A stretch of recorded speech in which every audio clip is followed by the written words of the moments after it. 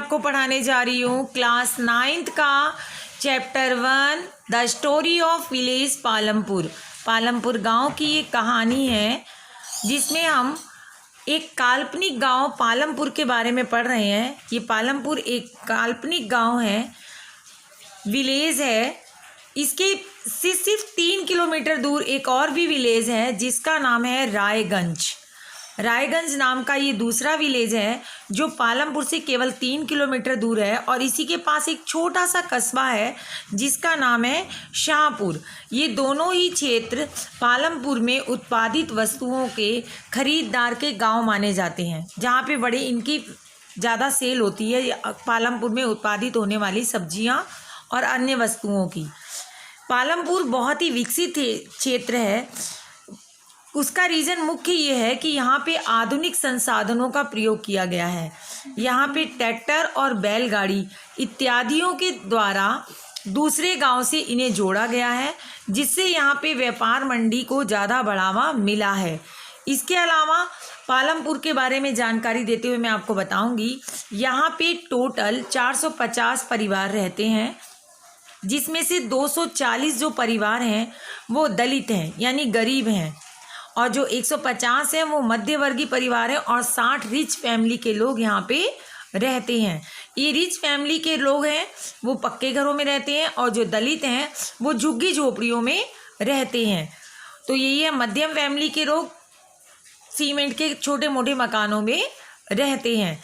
इसके अलावा पालमपुर में क्या है, आधुनिक कृषि में बहुत अधिक विकास हुआ है। यहाँ पे कृषि के आधुनिक संसाधनों का प्रयोग किया गया है, जैसे बिजली से चलने वाला ट्यूबवेल, फसल कटाई के लिए थ्रेसर। एक इसके लिए आपसे यहाँ पे क्वेश्चन पूछा जा सकता है कि पालमपुर में जो बिजली आई उससे क्या फ़ायदा हुआ।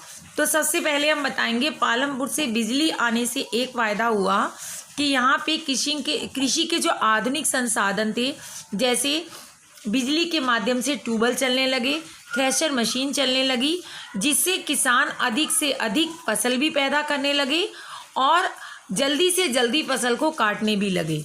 तो ये एक बिजली उत्पादन का बिजली आने से पालमपुर को सबसे ज़्यादा फायदा हुआ। दूसरा, पालमपुर में 1960 में जो देश में हरित क्रांति आई थी करने लगा, और उससे ये फायदा हुआ, व्यापार की मंडली उसकी ज़्यादा बढ़ने लगी। इसके अलावा पालमपुर में मेन खेती का साधन, जो आप कह सकते हैं कि पालमपुर में आमदनी के मुख्य साधन क्या है, एक तो खेती है। जो बड़े बड़े किसानों के पास 60% लोग हैं उनके पास खेती ज़्यादा है। जिन लोगों के पास भूमि नहीं है, ऐसे किसान खेती से रिलेटिव अन्य काम भी करते थे, जैसे सिलाई। इसके अलावा वो लोग कर लेते थे लोहार का काम, जूते पॉलिश का काम, और गांव में डेयरी चला लेते थे। डेयरी के माध्यम से जो दूध मिलता था उसे बैलगाड़ी ट्रैक्टर के माध्यम से दूसरे गांव में जाकर वो बेचते थे। पालमपुर में एक प्राथमिक स्वास्थ्य केंद्र भी है जहां पे लोग अपनी जांच कराते हैं, और एक औषधालय भी है जहां से वो दवाइयां आसानी से लेते हैं। पालमपुर, इसके अलावा पालमपुर में बच्चों की पढ़ाई के लिए 2 प्राथमिक स्कूल और एक हाई स्कूल भी है।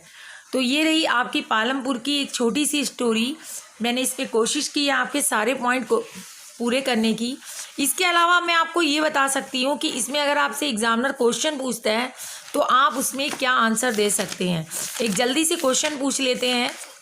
पहला क्वेश्चन आपका यही है, पालमपुर में बिजली के प्रसार से किसानों को किस तरह मदद की। मैंने अभी बताया, किसान जो थे आधुनिक संसाधनों का प्रयोग करने लग गए, नलकूप बिजली से चलाने लग गए, थ्रेसर चलाने लग गए। दूसरा, सड़कों के किनारे लाइटें जलने लग गई। अब दूसरा क्वेश्चन है, क्या सिंचाई को बढ़ावा देना जरूरी है। बिल्कुल, हरित क्रांति ने पालमपुर की सिंचाई को बहुत अधिक फायदा दिया। पालमपुर में जो 450 परिवार हैं उनमें भूमि विभाजित कीजिए, वही है 240 लोग जो थे उनके पास भूमि नहीं है, 150 हैं उन पे 2 एकड़ ज़मीन है, और जो 60 लोग हैं उन पे 2 एकड़ से भी ज़्यादा ज़मीन है। पालमपुर में जो खेतिहर श्रमिक है उनकी मजदूरी कम होने के कारण क्या है, उनके कारण यही है उनके पास अपनी ज़मीन तो है नहीं, वो दूसरों के खेतों में काम करते हैं। और कुछ ऐसे भी लोग हैं जिन्होंने अपनी कम ज़मीन है वो ब्याज पे पैसा लेते हैं। तो जब वो ब्याज पे पैसा लेते हैं तो उन पे एक साइन भी करा देते हैं कि हम तुम्हें ब्याज पे पैसा इसलिए देंगे कि तुम एक तो हमारी ब्याज भी इतनी दोगे और उसके बाद हमारे खेतों में आके 100 रुपये दिहाड़ी पे काम करोगे। जिसके उन्हें 300 मिलने थे वो 100 रुपये दिहाड़ी पे काम करने के लिए मजबूर हो जाते हैं। अगला है कि मझले और छोटे किसान पूंजी कैसे प्राप्त करते हैं। तो मझले और छोटे किसान पूंजी बड़े आसानी से प्राप्त करते हैं। जो बड़े किसान हैं वो बैंकों से ऋण लेकर खेती करते हैं, पैसा कमाते हैं और अपने पैसों को मजदूरों में ज़्यादा से ज़्यादा ब्याज पे दे देते हैं। अपने खेतों में उनसे सस्ता काम करा लेते हैं। उनके पास जो पैसा आता है बचत के रूप में, ऋण के रूप में, उससे वो ट्रैक्टर औजार खरीदते हैं, फिर उनको वो किराए पे देते हैं। तो इस तरह वो क्या होते हैं, रिच होते जाते हैं और उनकी आमदनी बढ़ती रहती है। तो उसमें एक और है कि सविता ने तेजपाल से ऋण मिला था। बिल्कुल मिला था सविता को तेजपाल पे ऋण की क्या शर्तें थी। ऋण की यही शर्त थी कि 24% तुम मुझे ब्याज दोगी और मेरे खेत में 100 रुपये से काम करोगी मजदूरी पे। जो 300 मिलने थे उसकी जगह 100 हो गए थे। तो कहते हैं अगर वो बैंक से कर्जा लेती तो क्या उसे इतनी इसकी स्थिति घर की खराब होती? बिल्कुल नहीं होती। एक तो 6 महीने बाद वो फसल उत्पादित करके आसानी से पैसे दे देती। दूसरा, कहीं किसी भी दूसरे के किसान के खेत में जाकर 300 रुपये दिहाड़ी कमा लेती। और तीसरा, उसे कम ब्याज पे पैसा मिलता।